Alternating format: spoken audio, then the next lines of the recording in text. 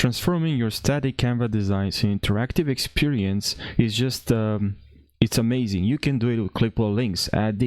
Imagine adding actually a call to action to your social media post that viewers can go straight to your website, embedding a link into a recipe to a recipe in your infographic, or just learning how to add clickable links really can help you to connect your audience and directly to the informational website you showcase in your design. So here I have a document, in fact, and I'd like to link people to my media contacts. So in order for this to work, we're gonna have to decide where I want to link. So I would like to actually link when they click on media contact, they will actually, I like to actually add here my let's say my Facebook. So I can actually here write my check out my social media here.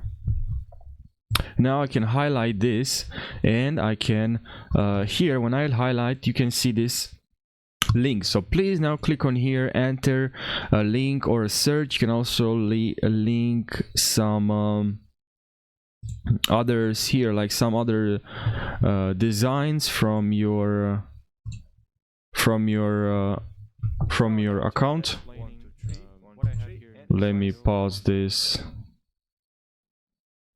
So I can also link a design, actually a video from my Canva. So I can actually link from Canva a video, but I can also link, so I can edit this link, and instead of embed I can select, because now it's an embed, that's why it show my video, because it was embedded. But now instead of embedded, if you select here link, this will just link to my so here, edit this. So text can link here, check my YouTube channel or my social media, and then here I'll actually paste the link of my YouTube channel. That's what you have to do. That's how you add a clickable link. I hope you found this helpful. Make sure you subscribe for more.